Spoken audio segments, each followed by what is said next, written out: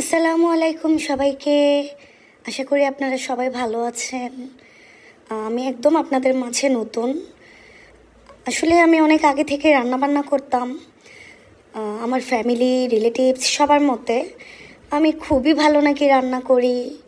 So আত্মীয় স্বজনরা, ফ্যামিলির মেম্বার্সরা, আমার আম্মু বিশেষ করে খুব চায় যেন আমি আমার দৈনন্দিন যেই রান্না বান্নার যেই ভিডিও রেসিপিসগুলো আছে সেগুলো ভিডিও করে আপনাদের মাঝে শেয়ার করি। তো সেখান থেকেই আসলে আমি চিন্তা করে দেখলাম যে হ্যাঁ, ভিডিও তো করাই যায়। আসলে আমি সবসময় যে রান্না করার সুযোগ পাই তেমন না। মাঝখানে লাস্ট ইয়ার আমি জব করতাম। সো তখন আমি ওরকম রান্নাবান্না করতে পারতাম না, সময় হয়ে উঠতো না। আমার বেবি আছে। সো এখন আমি জব করছি না, জবটা ছেড়ে দিয়েছি। সেক্ষেত্রে আমার বেবিকে টাইম দিতে হয়। সারাদিন বেবিকে নিয়ে অনেক ব্যস্ততায় থাকি আমি। তার স্কুল, তাকে কেয়ার করা, তার সব কিছু এভরিথিংই আমাকে একা করতে হয়। যেহেতু আমার পার্মানেন্ট কোনো হেল্পিং হ্যান্ড নেই, তো আমার জন্য একটু কষ্ট হয়ে যায়। সেক্ষেত্রে আমি এতদিন ভিডিও টিডিও করি নাই। সো এখন ট্রাই করতেছি যে একটু একটু করে আপনাদের সাথে আমার ছোট ছোট রেসিপিগুলা শেয়ার করব। তো আজকে আমি আমার খুব পছন্দের একটা রেসিপি আপনাদের সাথে শেয়ার করলাম। খুবই ছোট্ট একটা রেসিপি। সেটা হচ্ছে খুবই সহজ একটা রেসিপি, লইট্টা মাছের ভুনা কারি। এটা যারা ঝাল পছন্দ করে তাদের জন্য একদম পারফেক্ট। বা যাদের মাঝে মধ্যে ঝাল খেতে ইচ্ছা করে কিন্তু কি করে খাওয়া যায় ভেবে পায় না, চিন্তা করে, তো তাদের জন্য খুব পারফেক্ট।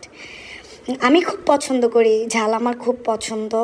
সেজন্য আমি মাঝে মধ্যেই আমার যখন ঝাল খেতে ইচ্ছা করে আমি লইট্টা মাছ ভালো যদি ফ্রেশ পাই তখন সেগুলা এনে রাখি।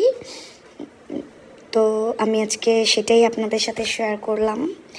আপনারা দেখেন, আপনারাও আমার রেসিপিটা ফলো করতে পারেন।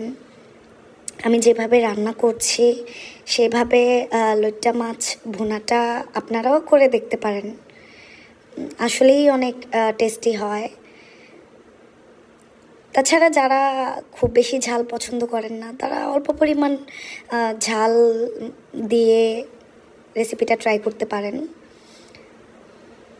আমি আসলে মাছ খেতে পারি না, তো লইট্টা মাছে তো ওরকম কাটা হয় না, শুধু মাঝে একটা অংশ থাকে হাড়ের, সেটা আমি লইট্টা মাছটা ফ্রাই করে ফেলে দেই। সো তারপরে লইট্টা মাছের যেই ঝোড়া অংশটা থাকে, যারা লইট্টা মাছ চিনেন বা খেয়েছেন তারা জানেন লইট্টা মাছে খুবই সফট হয়, সেটা ফ্রাই করতে গেলে ভেঙে যায়। সো আমি লইট্টা মাছ ফ্রাই করে কাটার অংশটা ফেলে দিয়ে আমি টমেটো বাকি সব মশলা পেঁয়াজ দিয়ে আমি লইট্টা মাছটাকে তেলে দিয়ে ভেজে শুকনা শুকনা করেই আসলে আমি রান্না করি। তো এভাবে আপনারা ট্রাই করে দেখতে পারেন। আশা করি আপনাদের খুবই ভালো লাগবে। আর যদি আমার রান্না ভালো লেগে থাকে, আমাকে ভালো লেগে থাকে, তাহলে সাপোর্ট করবেন। আর কি কি রেসিপি দেখতে চান সেটা আমাকে জানাবেন। আমি ট্রাই করব আমার মতো করে আপনাদের মাঝে আমার রেসিপিগুলো দেওয়ার জন্য।